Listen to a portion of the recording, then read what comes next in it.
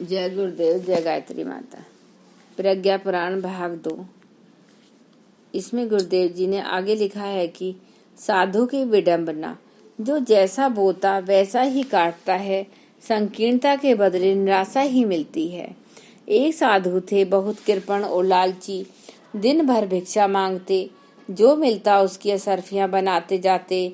एक बार उनका मन तीर्थ यात्रा का आया। असरफियां साथ थीं, सो डर लगा रहता था कि कोई रास्ते में न छीन ले। एक उपाय सूझा। गंगा की रेती में गड्ढा बनाकर असरफियां गाड़ी थीं और पास में गोल पत्थर ढूंढकर शंकर जी बनाकर स्थापित कर दिए। ऊपर से फल फूल चढ़ा दिए।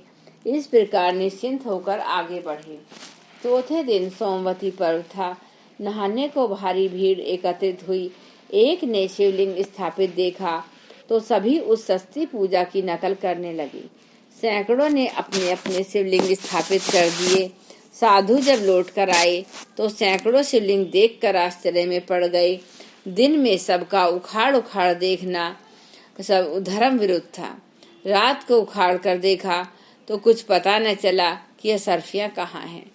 अंत में निराश वापस लौटे और उतनी ही भिक्षा मांगते जितने में रोज का काम चले। इसे वे तीर्थ यात्रा का पुण्य फल कहते। गुरु से लड़ पड़े। सच्चाई की लड़ाई में संबंध भी आड़े आए तो भी महामनीषी धैर्य की परीक्षा में सफल हुए हैं। परशुराम उन दिनों शिवजी से भी शिक्षा प्राप्त कर रहे थे। भगवान शिष्यों में से ऐसे प्रतिभाशाली छात्र की तलाश कर रहे थे जो न्याय और औचित्य के प्रति अटूट निष्ठावान हो, साथ ही निर्भय और पराक्रमी भी। ढूंढने के लिए भगवान शिव ने कुछ अनुचित आचरण आरंभ किए और बारीकी से देखा शिष्यों में से किसकी क्या प्रतिक्रिया होती है। अन्य सभी दरगुजर करते या सहन करते चले गए। मात्र परशुराम ही एक ऐसे थे जिन्होंने सुझाया ही नहीं, विरोध भी किया। एक दिन बात बढ़ते बढ़ते यहाँ तक पहुंची कि परशुराम तन कर खड़े हो गए और न मानने पर शिवजी का सिर फोड़ देने को तत्पर हो गए। भगवान को विश्वास हो गया कि यही है जो फैली अनीति का निराकरण कर सकेगा।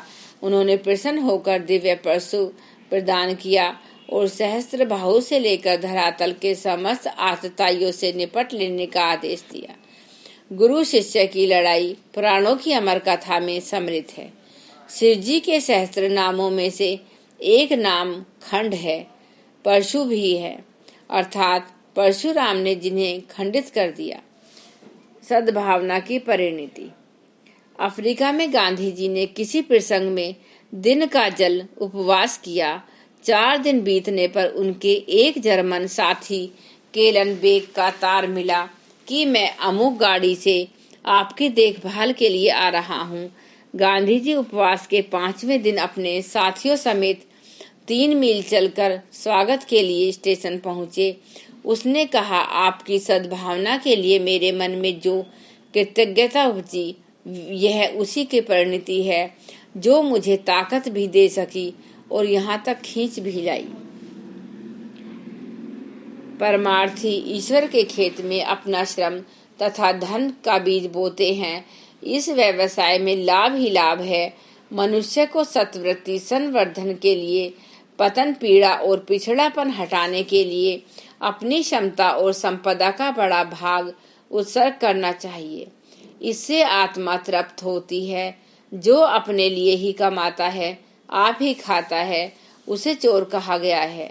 चोर भी एकांत प्रिय होता है। अर्थ, जीवन व्यापा में यदि ईश्वर को अपना साझीदार बना लिया जाए तो लाभ ही लाभ है। परहित हेतु जिन्होंने जन्म लिया है, ऐसे व्यक्ति अपने श्रम सीकरों एवं संपदा सामर्थ्य के माध्यम से लोकमानस को ऊंचा उठाने का पुरुषार्थ करते हैं। वे समाज के प्रति अपने कर्तव्य समझते हैं। वे जानते हैं कि उन्हें जो कुछ भी मिला समाज का एक अंश होने के नाते ही मिला। इसलिए उनके हर कृत्य में समष्टिगत हित का समावेश रहता है। यह परोपकार उन्हें जो आत्मसंतोष प्रदान करता है उसकी तुलना दुनिया के किसी वैभव से नहीं की जा सकती। आत्मा तृप्त हुई। शेखावटी राजस्थान के स्वामी केशवानंद संन्यास लेते ही शिक्षा प्रचार में लग गए। मुट्ठी भर अन्न हर घर से एकत्रित करने के सहारे उसने अनेक प्राइमरी, माध्यमिक, हाई स्कूल और कॉलेज बनाए। स्वामी जी गांधीवादी थे, कई बार जेल भी गए, एमपी चुने गए। उनका एक दिन भी ऐसा नहीं गया जिसमें सुधारात्मक और सृजनात्मक कार्य न किया। वैभव परित्याग। लाला हरदयाल अत्यंत कुशाग्र बुद्धि के थे। कॉलेज की पढ़ाई में सर्वोच्च नंबर प्राप्त किए। फलतः उन्हें इंग्लैंड पढ़ने के लिए छात्रवृत्ति मिली।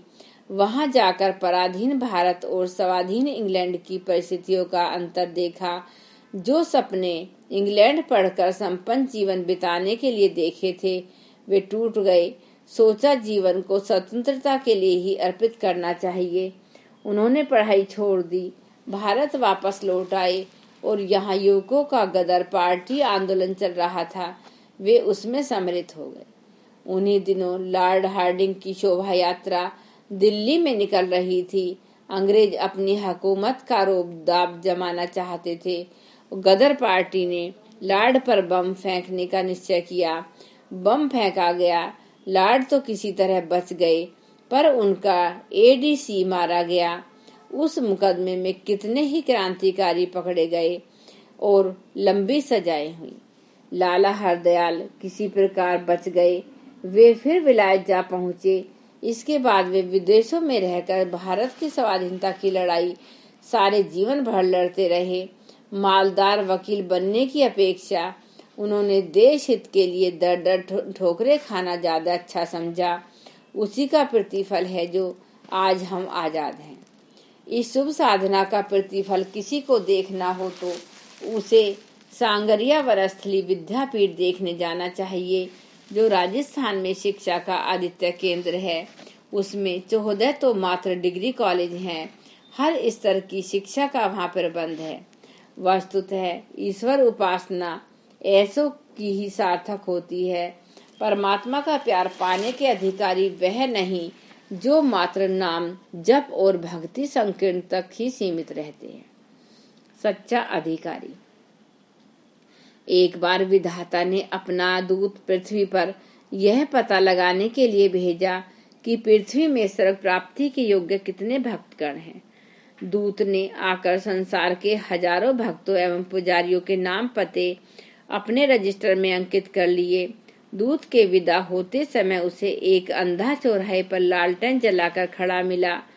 दूत ने उसकी ओर कोई ध्यान नहीं दिया।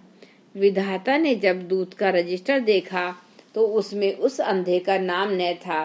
विधाता ने स्वर्ग के सच्चे अधिकारी की परिभाषा बताते हुए दूत के रजिस्टर को रद्द कर दिया और उस अंधे को स्वर्ग का सच्चा अधिकारी बताया, जो पूजा पाठ तो नहीं करता किंतु विश्व व्यवस्था में भगवान का सहयोग कर अंधकार में राहगीरों की मार्गदर्शन कर रहा था।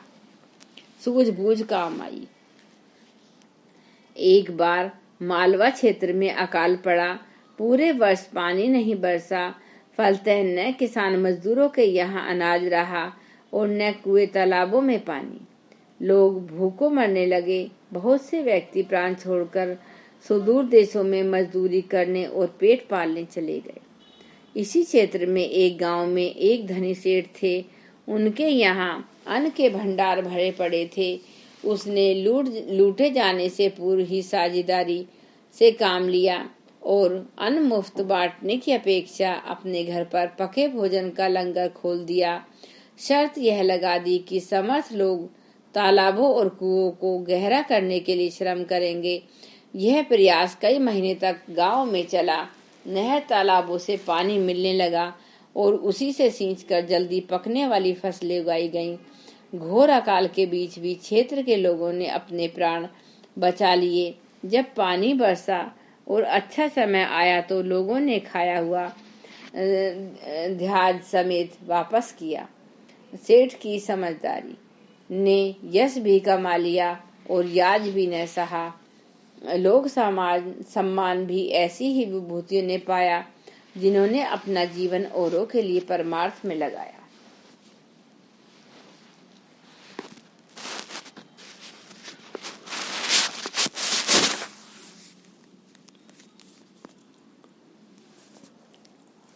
जय गुरुदेव, जय गायत्री माता। प्रज्ञा पुराण भाग